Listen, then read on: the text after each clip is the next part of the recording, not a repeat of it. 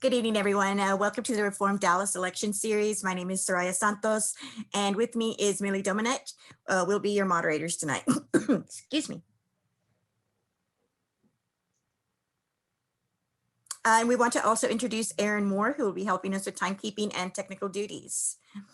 Reform Dallas is an informal organization of Dallasites committed to honest and transparent local government. You may be one of the almost 13,000 members of the Reform Dallas Facebook group. If not, you're invited to join the group and join the conversation. Reform Dallas also offers independent journalism on the web. We'll also find an excellent guide to our municipal elections. Check it out at reformdallas.io. That's reformdallas.io. As a reminder, early voting starts on April 19th. Reform Dallas does not make candidate endorsements. The point of these forums is to let the candidates speak to all of us and take their best shot out of earning our vote. We want this to be a fair and illuminating experience for everyone here. Thank you, Soraya. We will have two segments tonight. In the first segment, each candidate will have a short intro, and then we will move on to prepared questions that each candidate will answer. For the second segment, we will open it up for audience questions. So please stick around for that, and please submit your questions to Erin Moore in the Zoom chat panel at any time during the forum. And we will call on you in the second segment to pose your question to the candidates. And one last thing, we will publish the recorded forums on the Dallas site and in the Facebook group. By participating tonight, you expressly give us permission to do that. And with that, here are your candidates in District 13. We have Gay Donald Willis, Willard Mack Smith, Dayon Boulanger Chapman, and Ryan Moore. They have graciously joined us tonight. Welcome. Leland Burke was also extended an invitation, but was unable to attend. Okay, here we go. Candidates, we're going to give you 90 seconds for your question and answers and 2 minutes for your intros. Max Smith, you have 2 minutes to tell us who you are and why we should want to vote for you. Go ahead, Mr. Smith. I'm Max Smith. I'm a retired civil engineer. I've lived in Dallas about 47 years.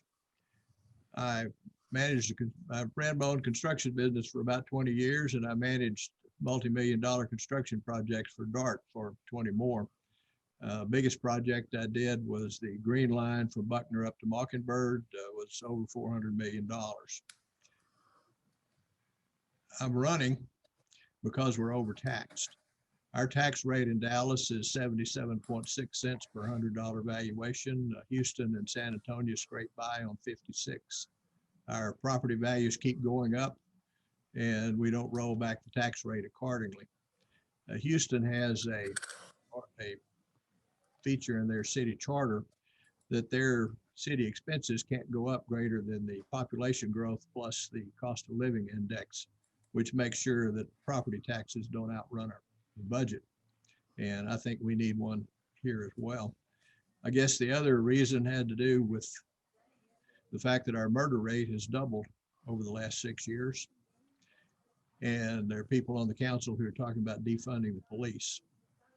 I think we need to refund the police, not defund the police. We've lost about 500 police officers over the last 6 years. We need to make that up. And we need to do a lot better job policing than we have before. Some of that has to do with the fact we've lost officers. Some of it has to do with the fact that we've lost the willpower to enforce the law. And that has come from the rhetoric that we hear from the media and the council, and probably direction from the council as well. But at any rate, we need to remedy that. Well, that's pretty much what I'm about. This is my first race. I don't know anybody downtown. I don't know anybody any favors.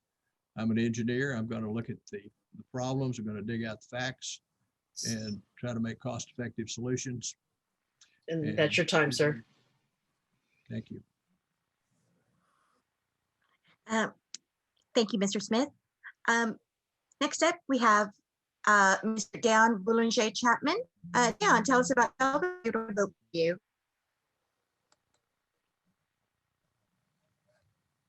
Did I not unmute you, Mr. Dayon? Apologize.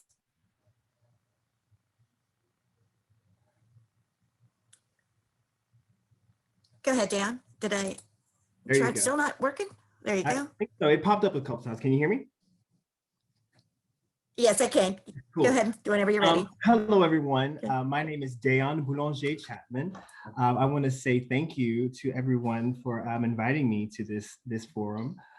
This is very exciting for me. This is my first political race, and I am excited to endeavor in this adventure.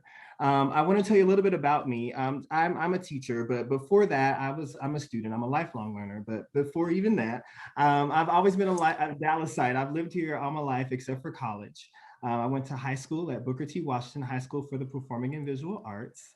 And I absolutely loved my time there. That time really grounded me. And having all those people come to one place for a goal, for a specific goal, it really showed me the power of that type of movement. And so that grounds who I am. I went on to college to SFA, you can see behind me, where I received my bachelor's and my master's degree, both in choral conducting and education. And I started teaching 9 years ago. And ever since then, I've been just doing my best to hone my skills to provide my students with the best I can. They teach me every day, just like I teach them. Sorry, my cat will not stay out of my lap. And then why I want to run is actually because of my students. I was complaining in last December, about some things going on in our area. And one of my students who graduated was like, well, you're an action person, so why don't you do something about it? And I said, you're right.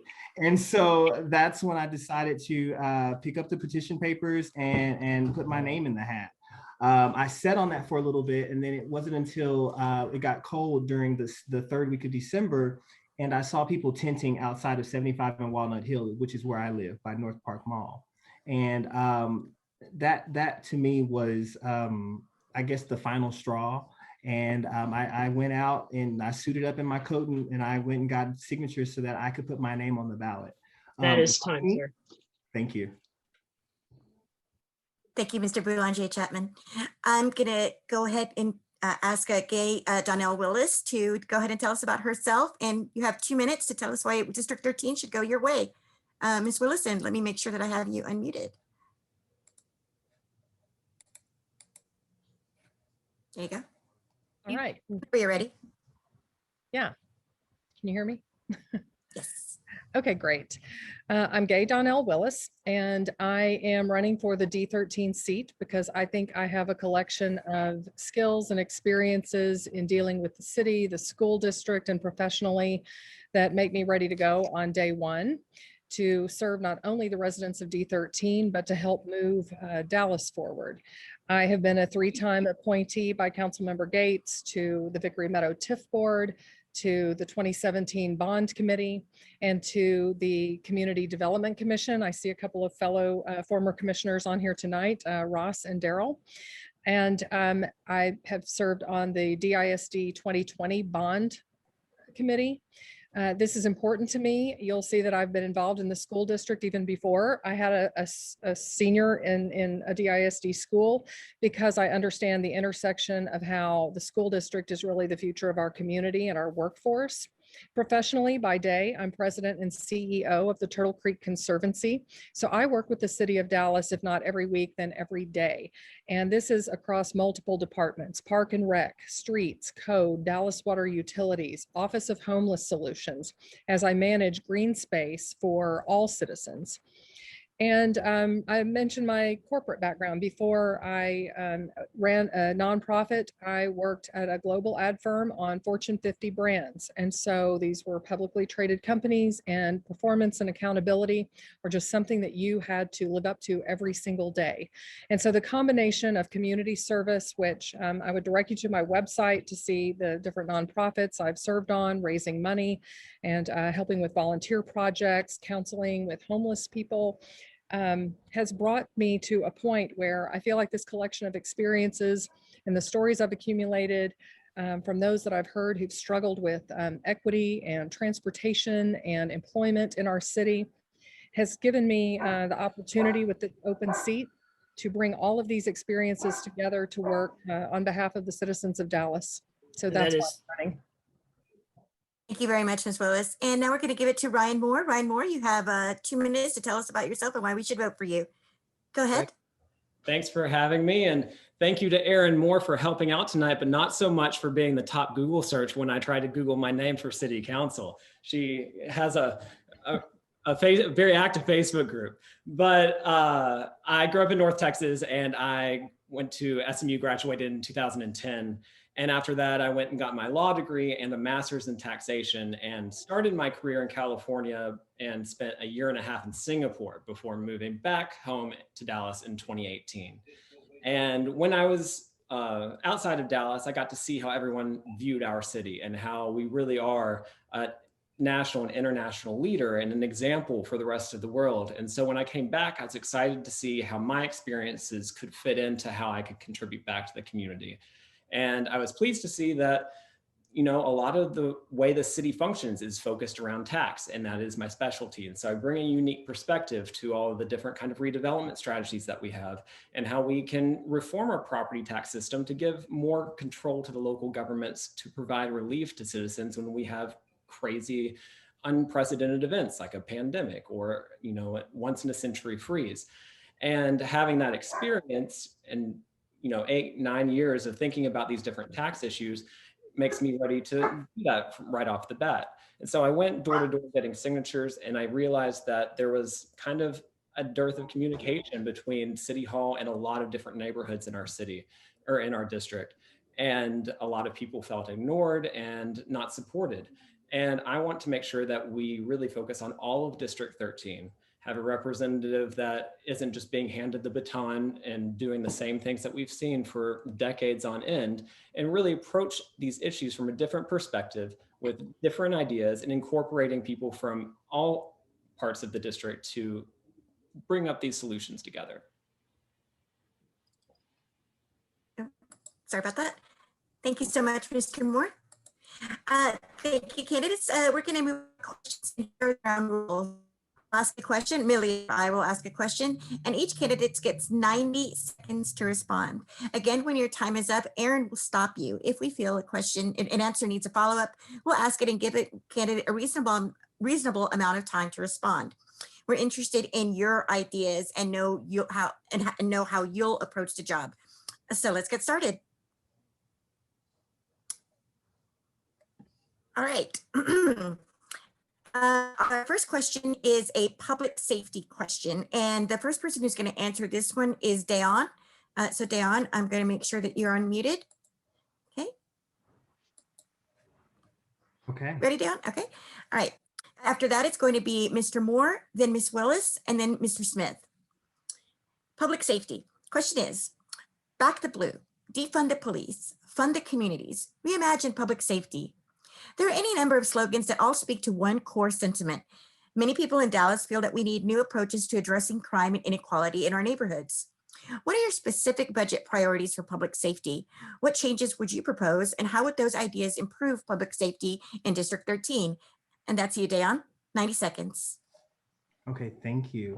The first thing that I would want to say is that I'd want to keep the track record going that we have as far as the budget goes. We're working, the city council is working closely with the DPD and community leaders, church leaders, to make sure that supplemental services can go into helping our city so that we don't have to necessarily fund or look for these services in our budget. And so, for instance, programs like the Real Action Program and the Real, forgive me, my mind just went blank, the Real Action Program and the, I can't keep the word in my mind for some reason. But these programs are giving real solutions, like giving detoxification tanks for officers to use instead of having to put someone in handcuffs and put them behind bars while they sober up. Other ways, they're putting together committees of psychiatrists, forgive me, and they're also putting together social workers that can go out and mitigate situations with police officers who aren't necessarily trained in handling these types of situations. And these are all done out of these Real Action and Real Results programs. And they aren't asking for more money out of our budget. And so if we can keep working with the community to provide and sustain these types of activities, we can see the results that we are asking for. And that can also improve the criminal justice front, especially considering that these— That is time, sir. Thank you. Thank you. Thank you, Mr. Boulanger Chapman. Mr. Moore, you have 90 seconds. Specifically from a District 13 perspective, I think it's really important that we have a council representative that doesn't get sucked into all of those slogans that you mentioned. We all have a similar perspective on what we need to get done, but too easily, a lot of people are talking about fund in an effort not to get tagged with anything else. And that's not a conversation that brings results. We ended up going down that route, and then all of a sudden there's $7 million taken out of the police budget and going to transportation infrastructure. I do find transportation infrastructure to be a public safety issue, but my question from the very beginning, which was never discussed, is could this $7 million be put into the department in a way that alleviates some of the issues that they're struggling with? Could we have hired more? Could we have trained more? Could we have done things to eliminate the need for overtime, which is where we took that budget money to begin with? In addition to that, we have a lot of neighborhoods in District 13 that have seen a lot of progress. I mean, reduction of 75% or more in violent crime because of patrolling, but we don't have enough officers to do that patrolling because they're dealing with so many other things. We need to focus our budget priorities on the root causes of crime, whether it be bad streets or underdeveloped neighborhoods, to make sure that we're not fostering crime within our community so that we can open up the capabilities of the officers to be in our neighborhoods more and get to know the residents within them. Thank you so much. Ms. Willis, do you need me to repeat the question? No, I think I've got that. Thank you so Great. much. So I was on as a North Dallas crime leader, I helped found the E&P, the Extended Neighborhood Patrol in my neighborhood, and I'm public safety chair of the North Dallas Chamber. So on this call with Chief Garcia, I was really excited about his energy, but also his philosophy about community policing. So when you talk about getting at the root causes of crime, a lot of times there's some different kind of intervention that's needed. Police don't need to go into neighborhoods and have adversarial relationships. They need to become part of the neighborhood to initially help solve crime, because it's the people in the neighborhood who tend to know where the issues lie. And then ultimately that evolves into being more of a crime deterrent because of a community policing philosophy of working with communities versus fighting with those in communities. But there are some things that were redirected from the overtime budget. I mean, I was for funding the police, and a lot of people don't realize that the budget actually increased by, I think, $10.5 million. But there were some aspects that are very low tech. Adding the LED lighting, that some of that funding that was cut from overtime went into something that would help light areas and help deter crimes in a very simple way.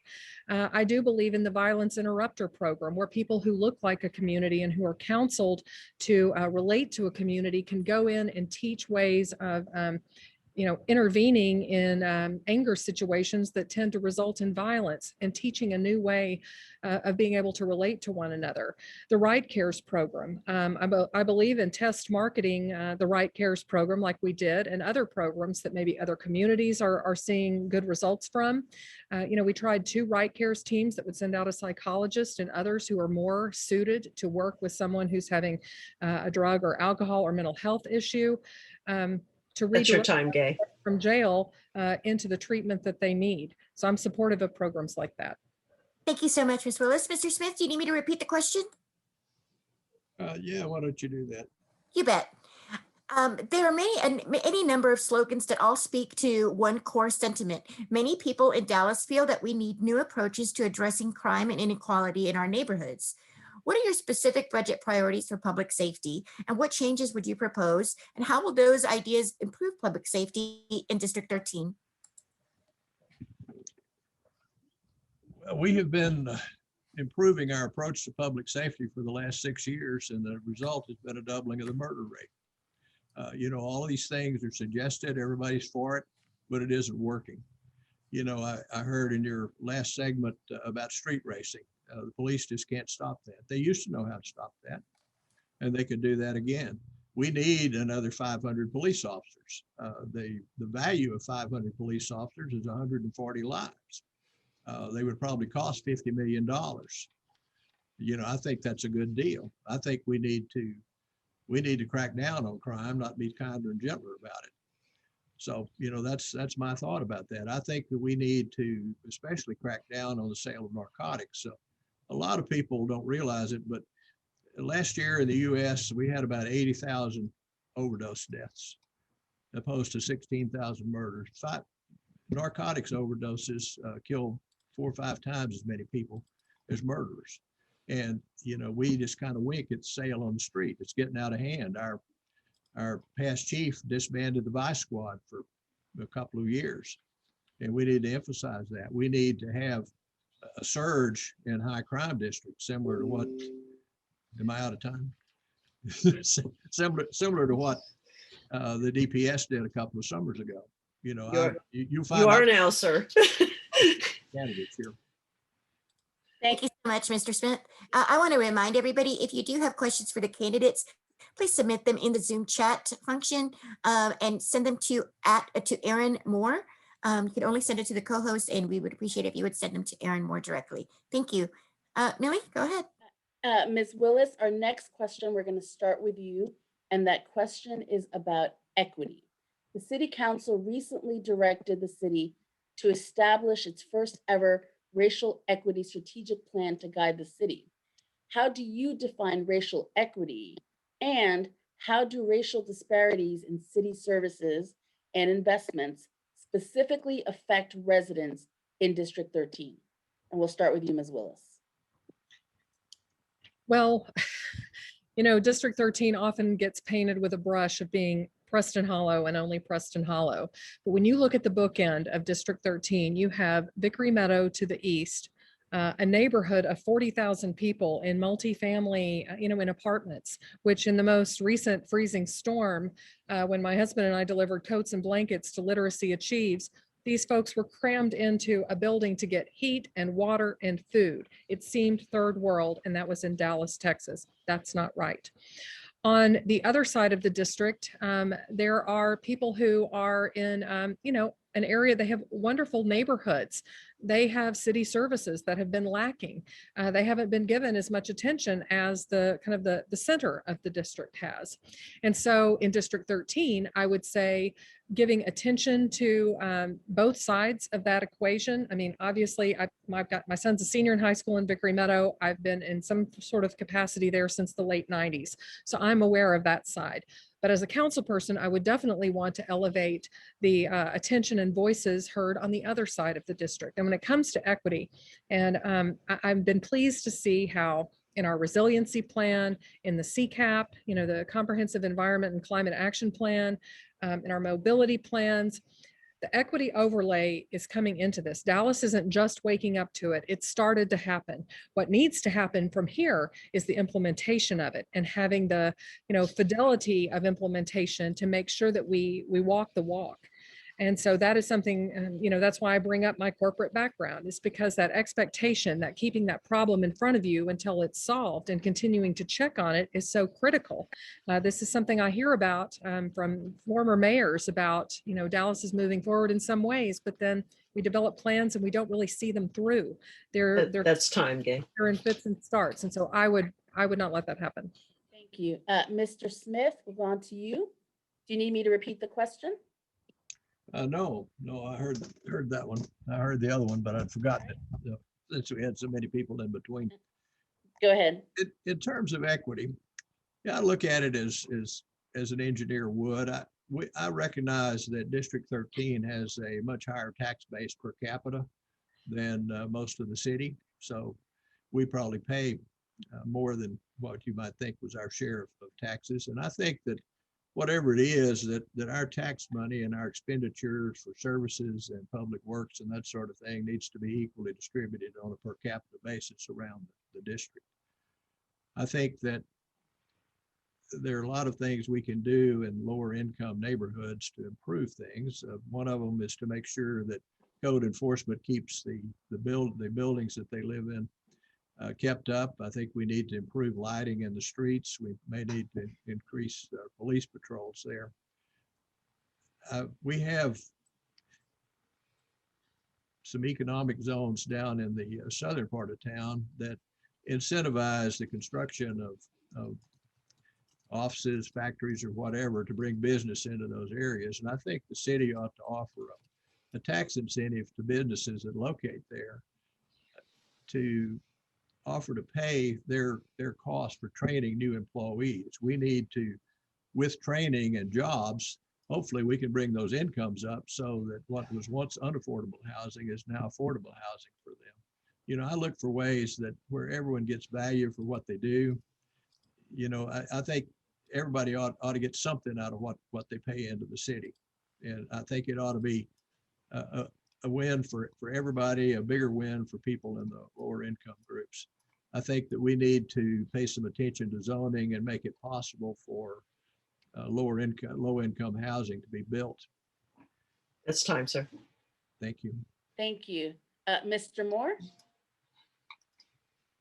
Do you need to be unmuted? Right, I think I'm good. I view equity as putting attention and resources into areas that were previously unbalanced. So it's bringing up the attention and endeavoring to not just make sure that everyone is treated the same, but that we all get to the same place. And one of the really important ways to do that is to make sure that we don't have people from one community speaking for and representing people of another. We need to make sure that everyone has a voice in our city government, because otherwise we're going to be talking past each other and having conversations without the people that will be affected by the solutions that we devise and the things that we implement. And there is a lot of talk about representing all of District 13 because we've started to admit that our reputation isn't false. We focus on Preston Hollow and we start to dwindle our efforts and our attention as the closer we get to the boundaries of District 13.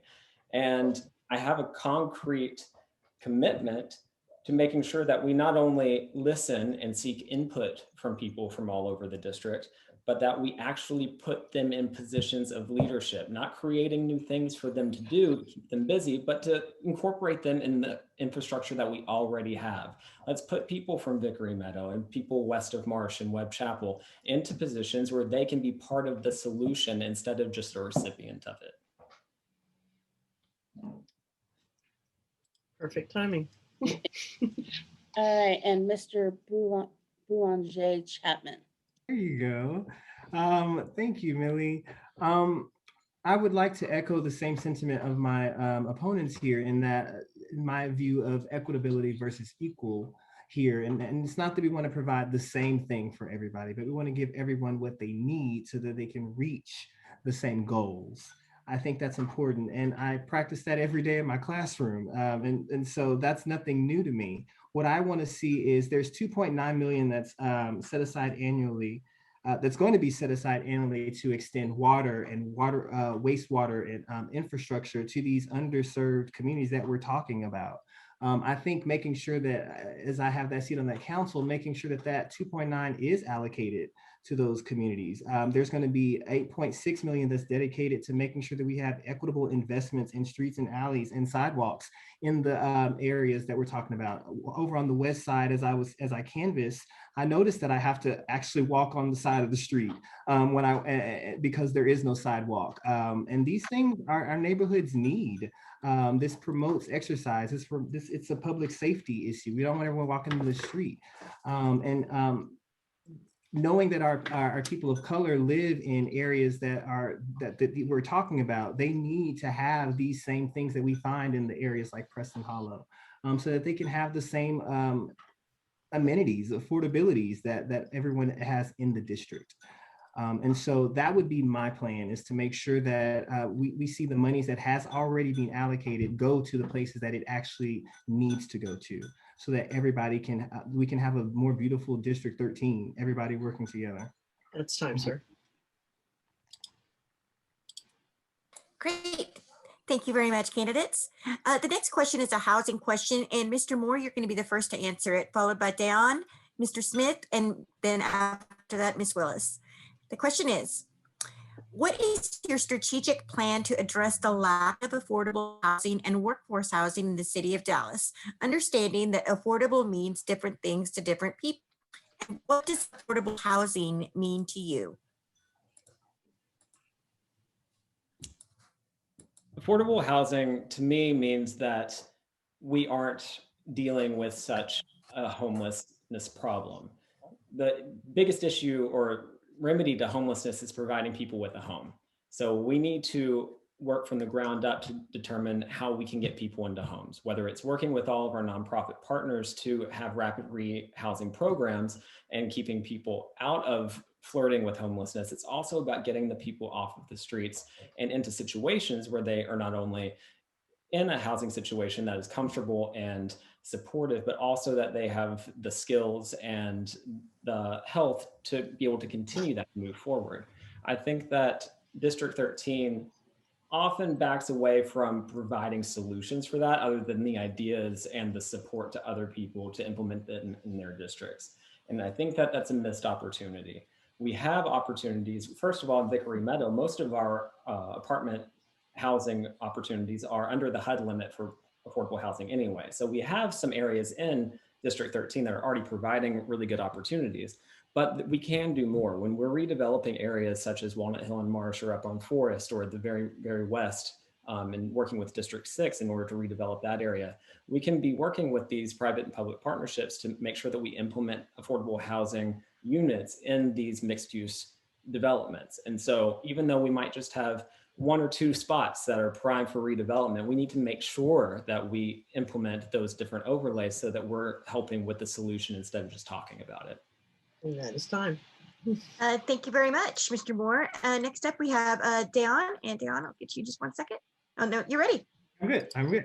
Affordable housing. This is one of the reasons that I didn't get to say earlier, but this is one of the reasons that I'm running. I'm a teacher. I'm a middle-class citizen, and I feel very keenly the unaffordability of rent. I pay almost a third of my income goes to just keeping the walls, and that's not heating them or giving me food and water. And I know that a lot of my constituents are in the same boat or worse. Because of we're just in this area. And so I know that I don't feel as a citizen that it's right or necessary that we're paying over a third of our hard-earned income. And so that's something that I want to tackle. I want to tackle that. Also making sure that our neighborhoods are taken care of as well. Not just our rent, but our people who pay mortgages. Property value is going up, and that's a problem as well. I want to make sure that on the city council, we work hard with developers and we make them competitive so that they're building developments that are giving us the most units and the most units per percentage that will go towards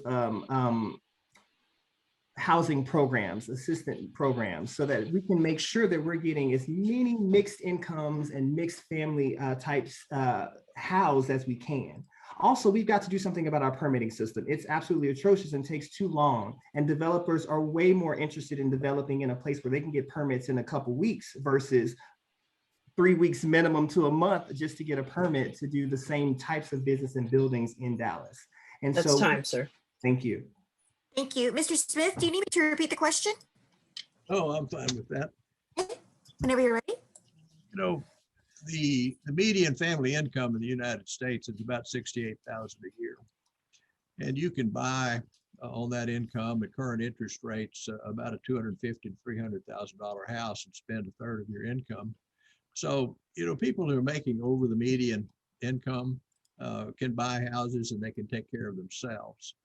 We do need to address the permit issue so we can get them built faster, but where we need as a city to focus is on people who make less than the median income. Part of that is we need code enforcement to make sure that existing housing stocks are kept up. And we need to think about zoning to allow for apartments, because multifamily is basically the only thing that is affordable for lower income people. And then, as I mentioned earlier, we need to invest in training our workforce to try to improve their earning capacity so they can afford more and better housing. So we've got to work on all three of those. You know, when we were trying to get Amazon to come to town, there were big promises made of hundreds of millions, maybe billions of dollars to give it to Amazon. We need to make those kind of offers to smaller employers who hire people with average jobs that, make $15, $20 an hour that are less, and incentivize those kind of jobs, and to incentivize them training a workforce to improve their earning capacity. So that's my 2 cents worth. I think that every now and then you hear about a grant being given to somebody for low income housing in a high-rise condo. He's selling all the rest for $500,000 to $1 million a piece, and he says, I have some low income units. That's not low income housing. That's just subsidized housing. That's And fine, you sir. don't get much for your buck there when you spend your grants that way. They need to be spent on inexpensive apartments.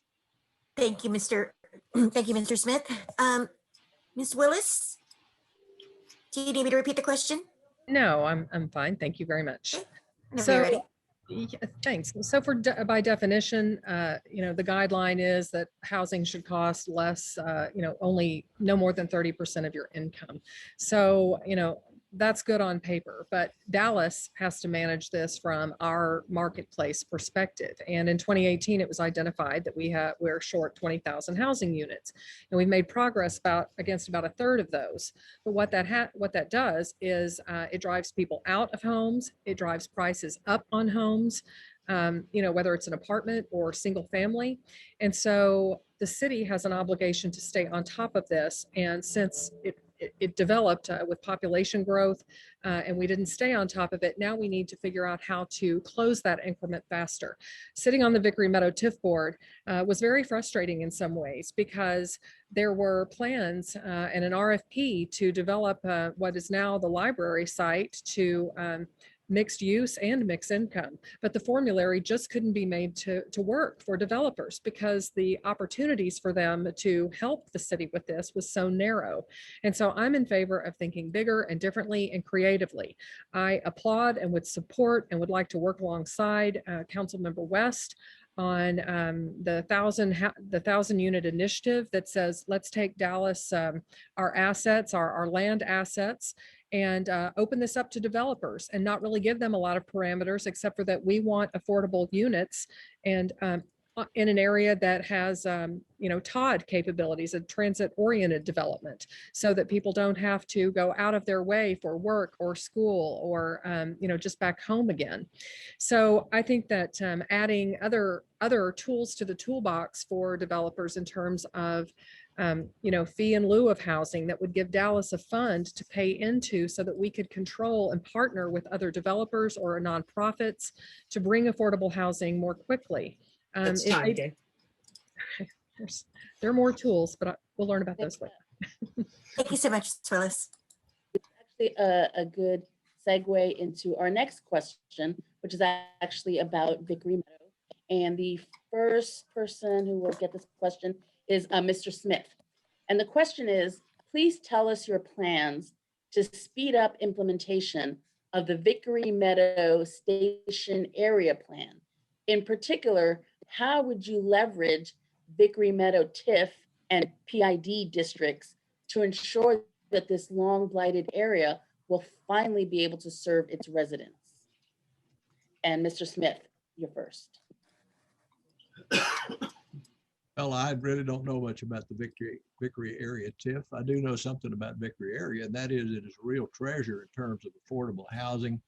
And from what I understand, it is a veritable United Nations. There are a huge number of ethnicities there, and fortunately, they all seem to get along pretty well together. I know someone who lives there, and that's his impression of it. I think it's a real treasure. I think that, TIFs have their place. Unfortunately, they tend to sometimes pay for redevelopment, which then makes these affordable housing unaffordable. I don't know exactly what the purpose of that one is, but gentrification and redevelopment is a good thing in the sense that it renovates the city and what have you. It is a bad thing in the sense that it takes housing away. I mentioned last time about a friend of mine who was living in apartments that Trammell Crow redeveloped along Northwest Highway and turned into a shopping center. We need to just absolutely oppose rezoning that way. And when we talk about, redeveloping things into multi-use, you find that stores that used to carry merchandise that was affordable to low-income people now carry high-end merchandise because that's where the money is. That these apartments that have been renovated now have much higher rents than they used to. So, development like that is a mixed blessing, and you have to be careful about it. I will give it careful attention when I say when, if I'm elected to the council, but for That's the time, moment, I sir. don't know much about it. Thank you, Mr. Smith. Mr. Moore? Are you muted? Do we need to unmute you? Let's see here. Got it. All right. I think one of the interesting things about talking to so many different groups and all these questionnaires is they ask us what our vision for Vickery Meadow is, as if there isn't already a vision that exists and that we need to come in and save Vickery Meadow. There is so much good stuff going on in Vickery Meadow. And like you said, they have a plan. So what I want to do is not come in and impose something, but rather to support what they've got going on. They have street and working with the property owners, the stakeholders that have been working in the PID, that Public Improvement District, for almost 30 years. They want to realign the way the streets are so that the traffic flows better and pedestrian safety is better. They want to widen sidewalks and connect the station all the way to the SOPAC Trail and then go up north and where it connects to, well, soon to be connecting to North Haven and then the White Rock Creek Trail. It's going to be a more walkable and bikeable district. And it's important to focus on kind of what Max said, the fact that we have so much affordable housing over there because the property owners are responding to the community. We don't need to go in and be any more restrictive. We don't want to go in and add on all these overlays to make it more difficult for them to provide services and partner with those charities to help the people in the communities there to thrive. We need to allow them to continue the work that they've been doing over the past 2 to 3 decades. And that's going to help that neighborhood flourish rather than be under a lot of bureaucratic regulation. Thank you. It's time. Perfect. Ms. Willis, your turn. Yeah, thank you. So since the late 90s, I've seen, I've been watching the neighborhood, and I would say that it's disjointed. There is a plan, and how you reconcile what you see on the PID site that's very sleek, and it is wonderful. It's got wide sidewalks and street lights and all of that. It also has the mixed use illustrated, and there's talk of the cultural diversity and appreciating that, and not losing that, yet bringing in all of this other development. And so the question becomes, how do you really reconcile that? Working on the TIF board, there's frustration there because it was created in 2006. That area there was nothing there. If you remember, across from North Park Mall, there was nothing. Now it's the shops at Park Lane. It's generating a lot of tax revenue, but it's frustrating in that plan because there's the 5 Points area there where Tasby Middle School is, and there's a strip center. It's very dangerous for all the kids and all the people who are on foot. It's a very pedestrian neighborhood. And the plan to get to that, to address it, can't be done until the increment is paid back on the first project. And so I think we're looking at 2025, 26, 27. We can't wait that long. That neighborhood deserves better. And so understanding and working with how we actually turn this thinking and this plan and the desire to keep people in that neighborhood, yet the desire to bring so much new to the neighborhood, is something that I think is important. And a lot of those apartment complexes have been made to look very nice on the outside, but on the inside, they ain't so nice. I mean, you've got mice, you've got, the burst pipes that are addressed in a very, languishing manner. And you've got people who are just trying to survive. So when you talk about bringing them together, creating some kind of sense of community and neighborhood, it's not easy because they're just trying to survive. It's So time, Gay. that's why I'm excited about the new library. It's going to give people a sense of place and community in Vickery Meadow. Thank you. And Mr. Boulanger Chapman, your turn. Yes, thank you. Gay, actually, that's a really good segue because that library is, it's brand new and it looks fantastic in that area. And it's things like that, beautifying that area. Number one, we got to talk to the constituents in this place. One thing I like to, as I talk in these forums, I always say it's community to council. We have to go out and canvass and talk to our community constituents so that we can know who we are representing and what we're representing.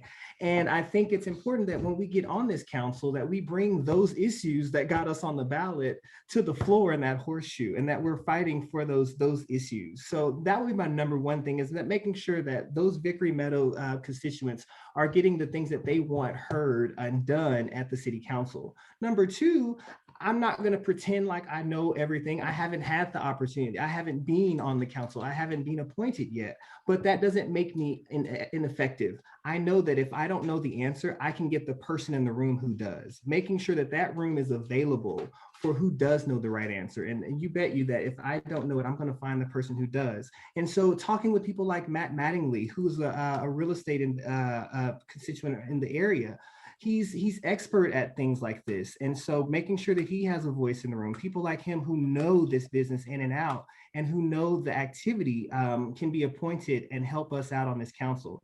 It takes a village. We are a village, and we need everybody pulling the weight so that no one has to pull a lot. And so those two things would be the first way that I would, as on the council, I would work to make sure that we're meeting the needs for Vickery Meadow. And likewise on the west side of our district. And then that is time. Thank you. Thank you. Our next, oh, go ahead, Millie, sorry. I was just going to also remind people that we'll have time for audience questions in the next segment. So if you have questions, please submit them via the chat to Erin Moore. Thank you. Excuse me. Our next question is a zoning question, and we're going to give that to Ms. Willis first, then Mr. Smith, then Dayon, and then Ryan Moore. And the question is, the Forward Dallas Comprehensive Plan has emphasized transportation-oriented development for almost 2 decades. As we discussed before, Vickery Meadow has long been ignored.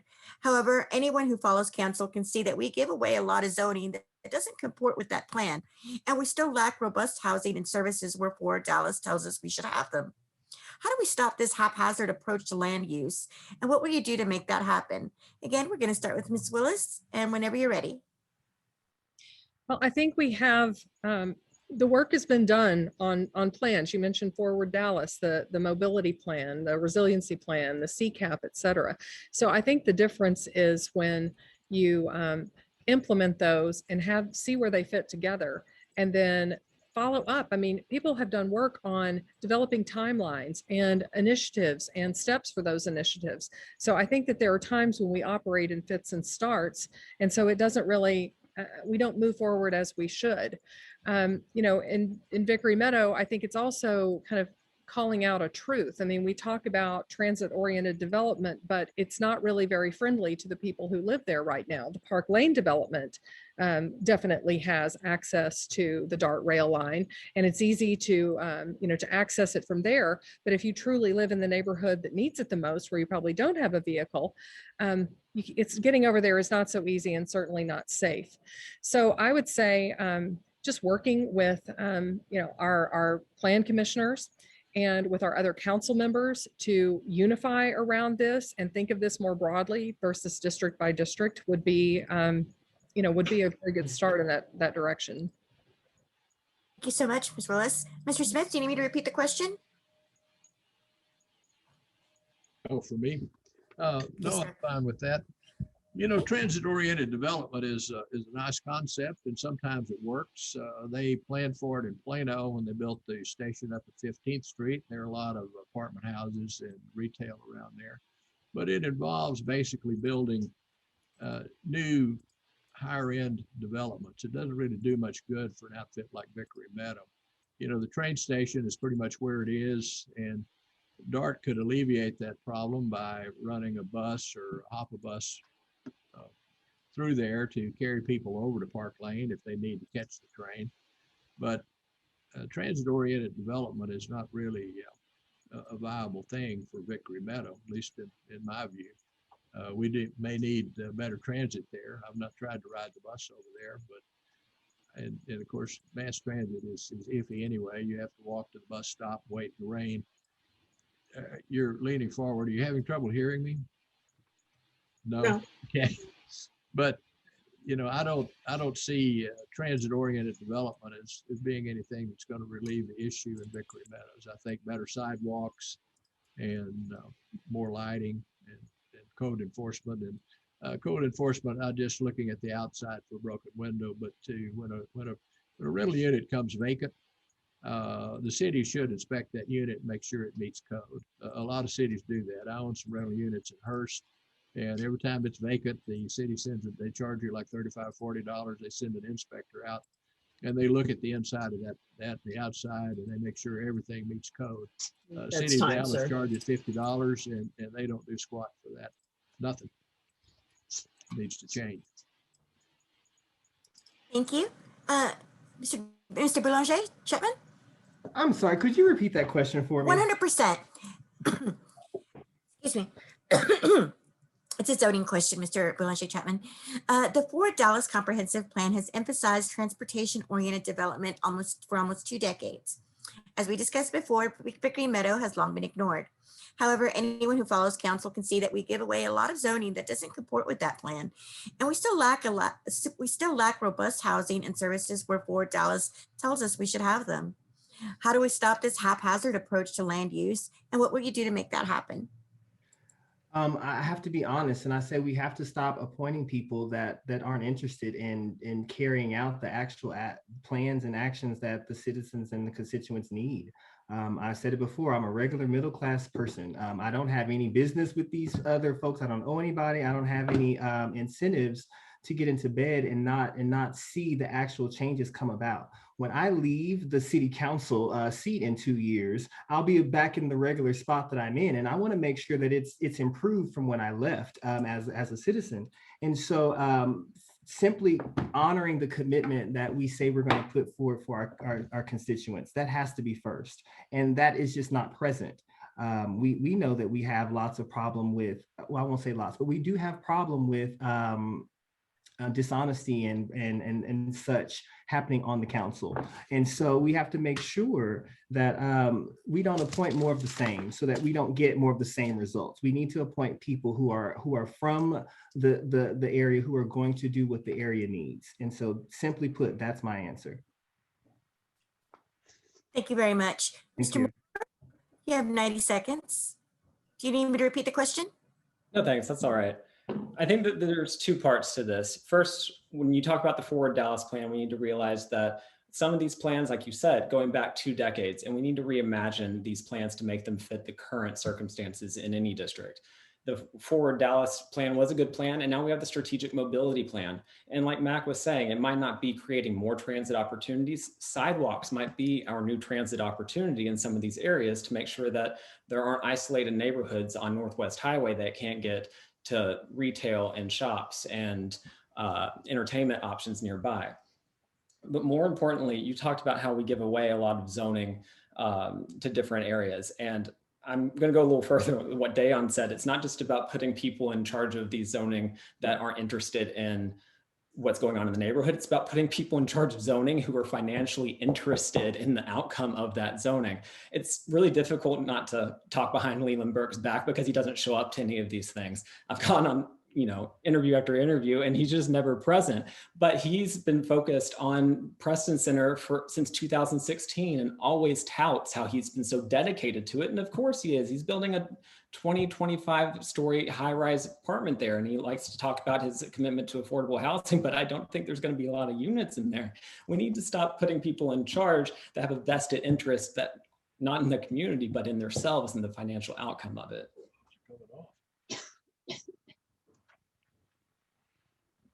Thank you, Mr. Moore. Now we're going to go on to our second to last question, and we're going to start with you, Dayon. We've talked a bit about public transportation this evening, and this question is about not just DART, but also about bike lanes and infrastructure. What improvements do you believe should be made to DART, to pedestrian accessibility, to bicycle accessibility, to street traffic, in order to improve mobility in District 13? What solutions would you offer if you were elected to City Council? The first thing that I would like to put, talking with some constituents, the first thing that they mentioned was the cleanliness of these facilities, making them more appealing cleanliness wise. People don't want to get on public transportation when they fear their public safety, when they fear they're going to get sick or ill or injured by some unkept public transportation. And so I want to make sure that I've ridden on the train station, and I've seen, you get out of these carts, they're not managed. They're trashed. The lights are broken. Some of them have where the signs have been all graffitied on, and some of the seats have puddles. We just got to make sure that these things are managed so that people will actually want to use them, number one. And then number two, we got to make sure that they're maintained as far as safety goes. We got to make sure that they're as well lit as possible, is keeping as much as a patrol as we can around those areas, because we know that people who use these are vulnerable. We have people who walk and leave work and take these systems to and from work. And so we want to make sure that these people are protected with as much lighting, as much sidewalk accessibility as they can have in these areas, and again, in cleanliness, to make sure that they aren't risking public safety just to take the only transportation that they can. Thank you. Thank you. Mr. Moore? Do you need to be unmuted? Let me find you here. There you go. You should be good now. Thank you. Could you repeat that for me, please? Sure thing. All right, so this question is also about transit and public transportation, but it's also about bike lanes and infrastructure. And the question is, what improvements would you make to DART, to pedestrian access, things like sidewalks, to bicycle accessibility, and also to street traffic, in order to improve the mobility challenges that are faced in District 13? And what solutions would you have? Thank you for that. I think that one of the most important things that we need to address from the very get-go is making sure that when we revitalize streets and sidewalks, that the solution isn't worse than the problem itself. I've seen so many reconstruction projects that are slated for upwards of 2 years just to fix a little street. And in doing so, they'll tear up half the street and then they'll wait 7 months. And lo and behold, it is going to take 2 years, not because that's how long it takes to do it, but that's just how long they've slated to do it. We need data-driven scheduling so that we're not disadvantaging different neighborhoods by tearing up the streets and making them permanent construction zones. And you also mentioned sidewalks and bike lanes. I think sidewalks are very under discussed opportunity for us to connect our neighborhoods. I live on one of the little cul-de-sacs off of Northwest Highway, and there are many ranging all the way over to the east part of our district in Skillman, where we're basically little islands. We can't go toward anything unless we step onto the highway. And it really does truly limit your decisions when you're trying to go out. I don't want to take my dog out there because she's not the best about staying on the sidewalk. And when there isn't one, she's going to be out in the middle of the road. And so we need to make sure that we're connecting things that way. And that also goes for our trails. We can connect North Haven to the Elk Trail that's going to go down to Bachman Lake, but we need to make sure that we're connecting the streets and sidewalks and the bike lanes to make sure that those crossings are safe. Thank you. And Ms. Willis? Yeah, I think that the simplicity can't be underestimated, because we've seen expressed time and time again in studies, and also when I've been out talking to neighbors. My platform is about neighborhoods first. And so though that talks about, public safety and having our streets and sidewalks, it's also about people being able to get to retail and other places to go to dinner with their family or get ice cream via walking or on their bike. I was talking to someone the other day who talked about, oh, we were so excited because our street finally got repaved, and then it had a crosswalk, and the crosswalk was never repainted. And so it's resulting in people, not being as aware that they need to slow down. And so I think sometimes it comes down to the simple things. So you can think big and dream big, which I would love to see more bike lanes to where, people, families could get to some of the wonderful things that we have in our district and patronize businesses without having to get in their car. But we do need to think in terms of the fact that a lot of neighborhoods were built without sidewalks. You see a lot of people out walking. That's fantastic, but they're in the street, so they're dealing with maneuvering around parked cars and cars driving down the street. But an even bigger issue, I mean, there's mobility, but this is also environmental for us. I mean, we're in a heat island. We need to think about this from kind of an additional lens of this needs to have an imperative of getting people out of their cars because of emissions and because of our goal to be zero emissions, I think by 2050. So, I think we need to think about it and put pressure on this and keep these projects at the forefront for more than just the mobility reasons, but just for our own, health reasons. Thank you very much. Mr. Smith. Think that the practice we have of working from home because of COVID-19 is going to stick with us. And we're going to see a real change in the amount of traffic on our streets. And I think before we get too far along in planning for new roads and what have you, we need to see how this is going to stabilize, because I think that we may see maybe a half to a third reduction in our traffic in the rush hours because people are just not going to work. They're working from home, and I think that a lot of them are going to continue to work from home. Office buildings downtown are, have these huge vacancy rates. People are not going to be going downtown. That said, if you're going to use sidewalks and bikes with the idea of mind that you're going to go to work, you're going to use that for real transportation, you have to design the city around it. You need an island of workspace surrounded by an area of home so that people can live close to where they work and go back and forth by bicycles or walking. Our present city is not really structured that way. If you look at sidewalks, you see that people don't use them to walk to work. They don't usually use them to walk to the grocery store. They just use them to exercise and walk their dog. So that's not a real solution to transportation problems. It may be in Vickery Meadow and low-income neighborhoods. I think that where people can't afford cars, they certainly need more sidewalks, but I don't see that as a big solution to a problem.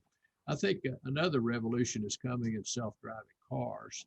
And I envision DART is operating what amounts to a big carpool with vans, where they will pick up several people in a neighborhood and take them down to a vicinity and pick them up at their house, drop them off where they work, and circulate around instead of having big buses that travel back and forth all day long with nobody in them between the rush hours. Because you can take a self-driving car and park it at the end of the rush hour, and you don't have to have lanes. You can just stack them in there like sardines, because the last one in is the first one out. And if somebody needs a car in between, they just call and one of them comes out and does that. That's time, sir. Thank you. Thank you. Soraya? Thank you, Millie. And our last question of our moderated portion is frankly my favorite question of the night. And I'm going to ask it first to Ryan, then Mac, then Ms. Willis, and then Dayon. And the question is, what is your favorite Dallas landmark or secluded spot? And specifically, why is this place symbolic and important to you? And let me get over here. And Mr. Moore? Whenever you're ready. I say I have two. One of my most memorable spots in Dallas is when I was at SMU. We would often go down to Turtle Creek, and now there's a bridge that goes over the creek, but prior to that, you kind of had to wiggle around some bushes and things. And then there are those like massive teddy bears. And to us, it was such a strange sighting because now there's so many different sculptures and things in Turtle Creek that, make it almost a little art museum. But back then it was kind of a little secret spot that no one even knew about. But now my favorite spot is probably over in Bachman Lake because I'd always had, a laundry list of things that, hobbies I wanted to pick up. And one of them was rowing. And you go by lakes and you see it on TV and you just always wanted to, or I always wanted to learn how to do that and, get out on the water. And when I moved into the area, I would drive by and I would see the boats going up and down. And I noticed that there was a boathouse over there. And so I was able to go and sign up. They taught me how to do it in one weekend, and now I can pop over there anytime and, go up and down the lake. And so it's a really nice, peaceful retreat that I didn't even really know existed when I was at SMU. And so I really enjoy that now. Thanks, Ryan. Mr. Smith, would you like me to repeat the question? No, I heard it. My favorite spot in Dallas is Thanksgiving Square. And the reason it has significance to me is when I first came up to Dallas and joined my father in the construction business, we dug the hole that it sits in. So I have a certain connection to it. Another is the Spirit of Flight Fountain at McGreedy Circle out at Love Field Airport. It's the one with the winged statue and the birds around it. And late in my construction career, we refurbished that fountain, put in new pumps and pipes and lights, and hired a consultant to actually rework some of the structure of the statue itself. That was a really interesting project. And I guess another are the two downtown bus transfer centers, one at each end of the city, the east and west, because that was my first construction management project with DART. So yeah, I have a number of places in the city that I'm connected to. We put in the pipes and pumps and filters and that sort of thing for the fountains down at the Dallas Museum of Art, and spent quite a bit of time down there while it was being built. So I have a history with the city and a lot of places downtown that I participated in and think fondly of them. Thank you so much for sharing that, Mr. Smith. Ms. Willis? Well, since my day job takes me to Turtle Creek every single day, I guess that doesn't get to count, but I do love sitting there in the heart of the city with so much nature, egrets and turtles and things around me. So I think that's a very special place with a lot of history in my family. I mean, about 3 different generations have lived or gone to school around there. Love Field was mentioned, and I've always loved that big global map with the names of countries that have changed time and time again, but they're still the same in that map. And even though the configuration of Love Field has changed, I always feel like a little girl when I go back in there again and see that big map that I loved walking all over. But finally, I'd say Fair Park, and because I was born in Dallas and raised in Fort Worth, and so we would come over to see some of the exhibits, like the Ramses exhibits. I remember it was not only going into the beautiful the buildings and seeing the Art Deco work and the sculpture, but just the memories that I had. It seems like that's a place that has been a center of so many people making memories. And it certainly has been for my family. When my great grandmother would take me there. And now, every year going to the fair with my children, to think about the continuum of time spent in this wonderful, really globally significant architectural space it always changes the way I feel when I walk in there. It just makes me feel good and very anchored. Thank you so much for sharing. Deon, do you need me to repeat the question? No, not at all. I'm really glad you asked this question because it takes me again back to my roots. My favorite place in Dallas is probably always going to be where I went to high school because, as many of you might know, its facade was saved as a landmark, as a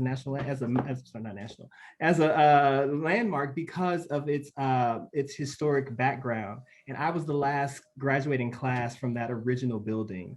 And so that place is always special to me. I grew up there. I also I became a Dallasite. I had to ride the bus from Oak Cliff, the DART system, all the way from Oak Cliff to downtown and navigate downtown as a kid. I grew up there. And so that place is special to me. Not only for back then, but even now, I still am an active performer in Dallas and I sing with the Dallas Symphony. I've been a member for many, many years. And every time I go to do performances at the Dallas Symphony and at the Meyerson, I always have to pass by my alma mater and I'm always touched every time. I always want to go inside every time because I know that it's a place where great things are happening and it had such a profound impact on my life. And I know that it continues. And so that's just a very special place. It's a gem of Dallas. And I hope it never, ever, ever fades. Thank you so much for sharing. Thank you, candidates. I believe that concludes our moderated question portion. And we are going to move on to our audience questions. We have a a couple of questions, and the first one is by Courtney S. And if somebody could unmute her, trying to find her. Courtney. I see a Courtney, but not a Courtney S. Are they both here? Okay, she might not be here then. I'll go ahead. Let's go ahead and ask her question. Yes. Yeah, okay, so here is Courtney's question. To support the city's adopted resolution to seek citywide equity in combination with the city's comprehensive housing policy, where do you think would be the best location in D13 for the next LIHTC project? And we'll start with Mr. Moore.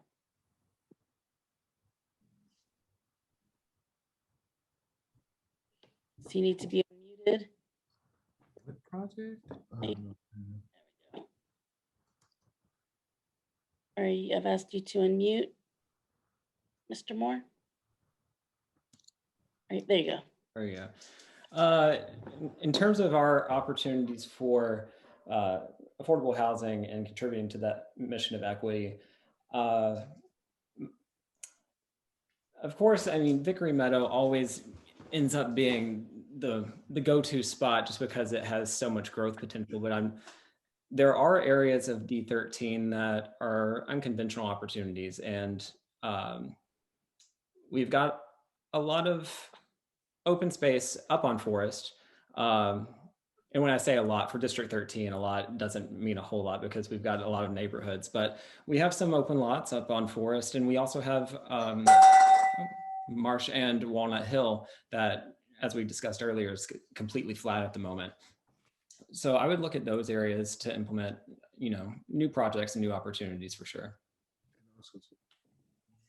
Okay, so next, why don't we go to you, Ms. Willis? Well, I think, it is true. We don't have a lot of land opportunity. I mean, in D13, it's been so developed, residentially and commercially. And so I think that there is even a bigger issue than this about when we talk about mixed income housing in neighborhoods. We have some education to do with with neighbors and with our citizenry. We have the need for housing. Many people want to be sure that our homelessness issue is addressed, our housing issue is addressed. But when you start to get closer to a neighborhood, you hear objection. And, there have been some examples actually already in D13. The St. Jude Center on Forest is a great example of how a neighborhood initially said, no, we do not want this supportive housing here close to our neighborhoods. And now you fast forward, 3 or 4 years later, and the neighbors are very invested in helping and volunteering in this place. And so we have a great case study to share with others, but I would say it's not just about identifying a parcel of land and finding out how we can make it go. It's also in working with the neighbors because they need to be heard, but it also needs to be an informed voice that we are hearing.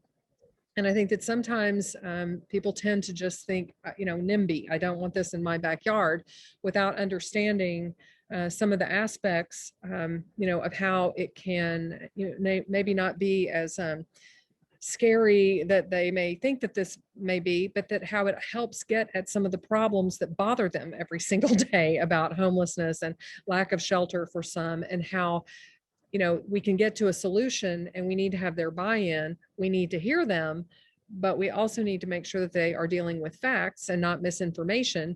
And fortunately, in Dallas, with the way things have been progressing with some smart development around this issue, we've got some stories we can point to. And I don't necessarily believe I would need to be the one sharing this story. I think there's nothing more powerful than neighbors sharing these stories with neighbors.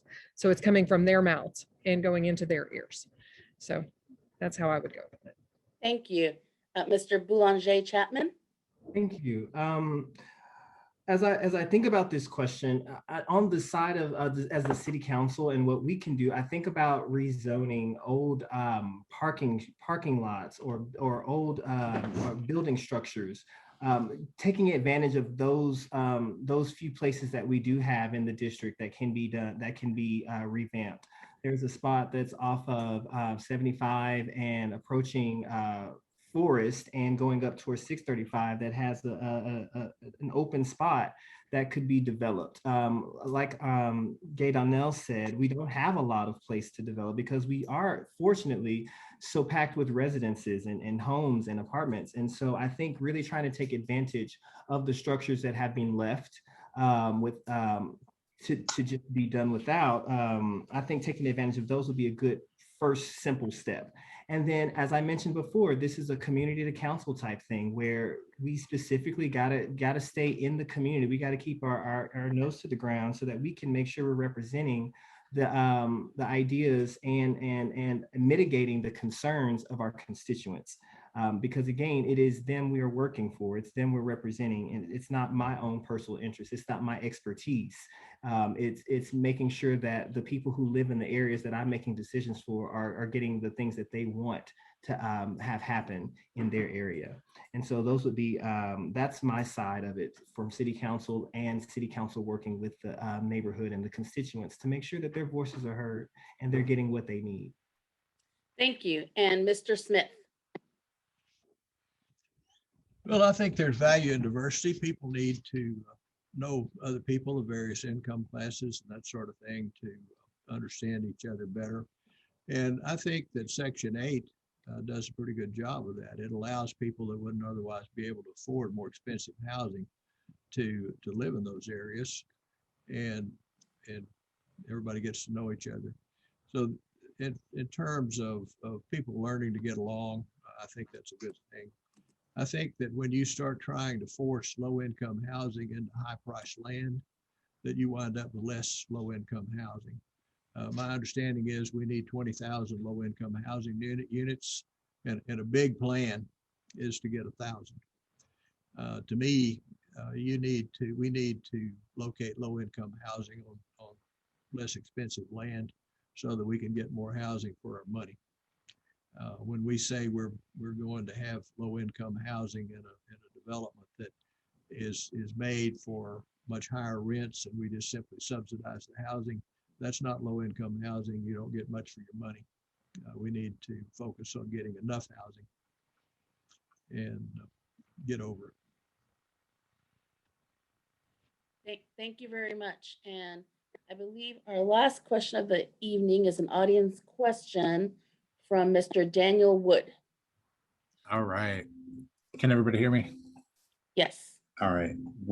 I have a trivia question for each person. And I think I'll ask Gay, how many rec centers are in D13? 4. Only 2. And I hear one of them is not very good. So We've got Walnut Hill and Marcus, and then there's also a senior center. I don't know if you are willing to include that as a rec center. Well, okay, I didn't. So I went to my rec president or my park board president and got 2. So that's that one. But there may be, I mean, with the senior center, I don't know what the other one would be, but how about Mr. Moore? How many libraries in D13?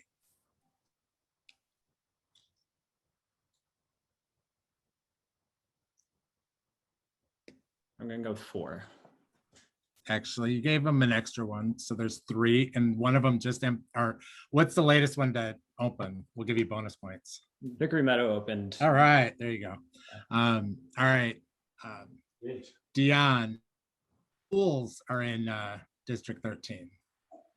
The public pools at the rec center. One more time. How many swimming pools are in the D13?